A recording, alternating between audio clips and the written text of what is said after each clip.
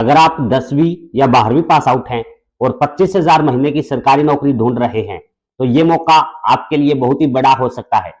जी हां साथियों, सैनिक स्कूल घोड़ाखाल नैनीताल में निकली सीधी भर्ती बिना किसी आवेदन शुल्क के।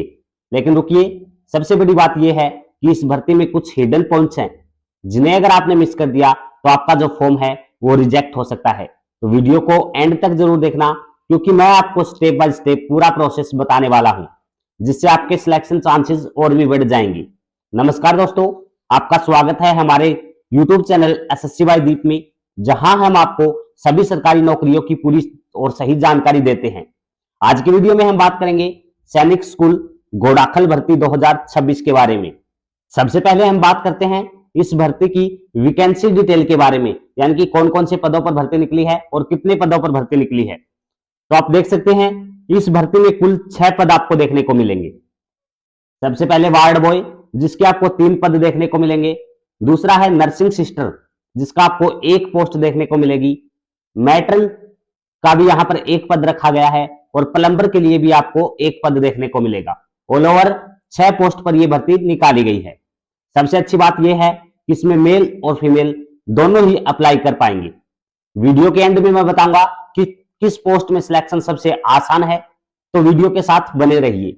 अभी हम इसके अंदर बात कर लेते हैं क्वालिफिकेशन के बारे में, यानी कि कौन सी पोस्ट के लिए कौन सी योग्यता मांग रखी है।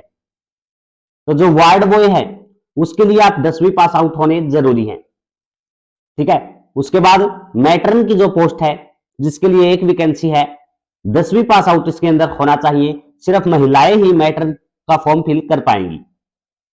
इसके बाद आता है प्लम्बर की जो पोस्ट है, इसके लिए आप 10वीं पास आउट प्लस आईटीआई आपके पास होनी जरूरी है। नर्सिंग असिस्टेंट की जो पोस्ट है उसके लिए आपके पास नर्सिंग के अंदर डिप्लोमा होना कंपलसरी है और 5 साल का अनुभव भी आपके पास मांगा गया है। मतलब अगर आप सिर्फ 10वीं पास हैं तब भी आपके पास बहुत बड़ा मौका है। लेकिन यहां एक छोटी सी गलती आपका फॉर्म रिजेक्ट करवा सकती है, इसलिए आगे ध्यान से सुनिएगा। अभी इसके अंदर हम बात कर लेते हैं एज लिमिट के बारे में कि एज क्राइटेरिया क्या रखा गया है। तो सभी पोस्ट के लिए अलग अलग यहां पर एज क्राइटेरिया रखा गया है।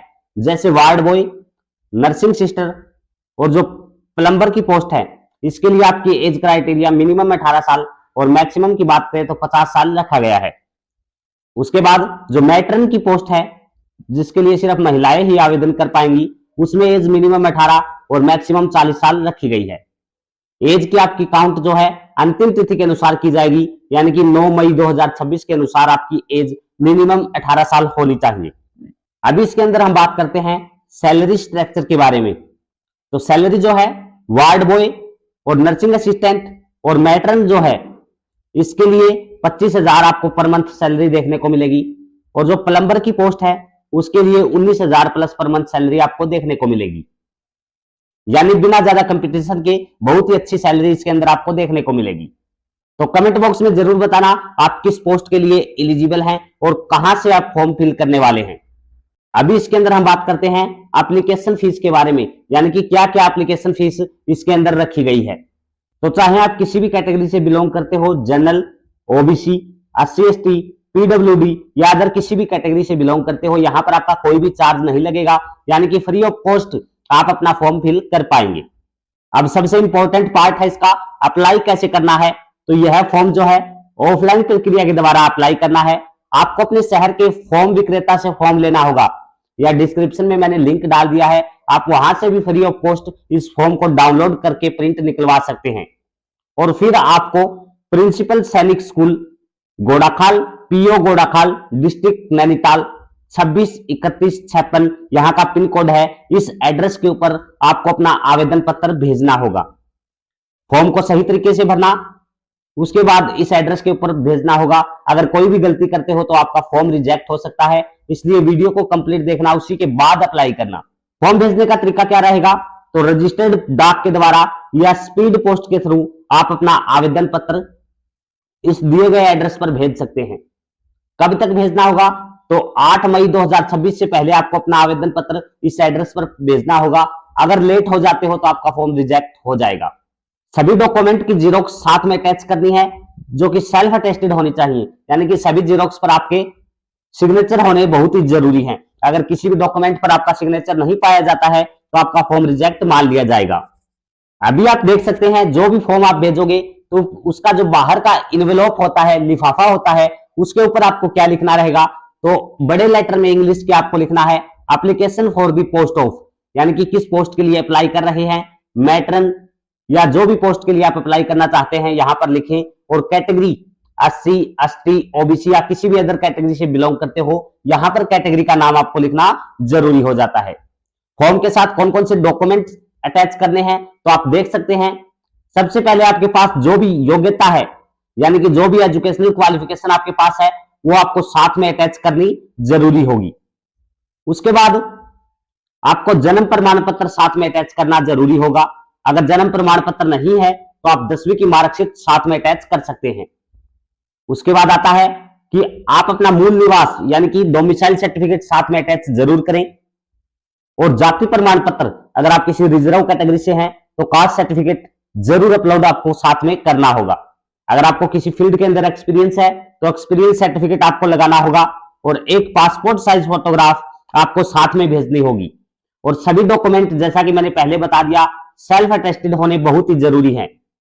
अगर एक भी डॉक्यूमेंट सेल्फ अटेस्टेड नहीं पाया जाता तो आपका फॉर्म रिजेक्ट हो सकता है।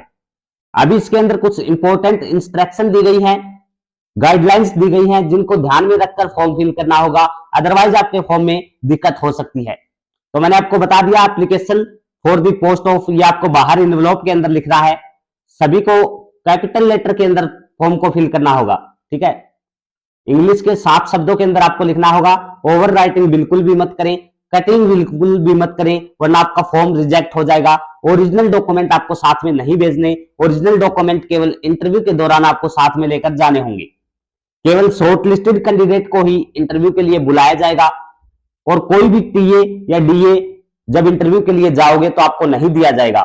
यहीं पर 80% कैंडिडेट गलती कर देते हैं और उनका फॉर्म रिजेक्ट हो जाता है, या तो वो पूरे डॉक्यूमेंट लगाना भूल जाते हैं या फिर वो सेल्फ अटेस्टेड करना भूल जाते हैं। तो बिल्कुल ध्यानपूर्वक फॉर्म को फिल करना, कोई भी गलती मत करना, एड्रेस को बिल्कुल साफ शब्दों में लिखना, क्योंकि एक गलती आपका फॉर्म मिसप्लेस करवा सकती है या आपको इस नौकरी से वंचित रख सकती है। अंतिम तिथि की बात करते हैं तो इसके अंदर 8 मई 2026 अंतिम तिथि रखी गई है, तो अंतिम तिथि से पहले आपका फॉर्म पहुंच जाना चाहिए। सिलेक्शन प्रोसेस की बात कर लेते हैं इसके अंदर। तो सिलेक्शन प्रोसेस आपका सिर्फ इंटरव्यू के बेस पर होगा, छोटा सा आपका इसके अंदर एग्जाम भी हो सकता है, ठीक है। बिल्कुल छोटा सा आपका इसके अंदर एग्जाम होगा, कोई बड़ा एग्जाम आपका इसके अंदर नहीं होने वाला है। तो जरूर से जरूर अप्लाई कीजिएगा अगर आप भी इस भर्ती के लिए एलिजिबल हैं।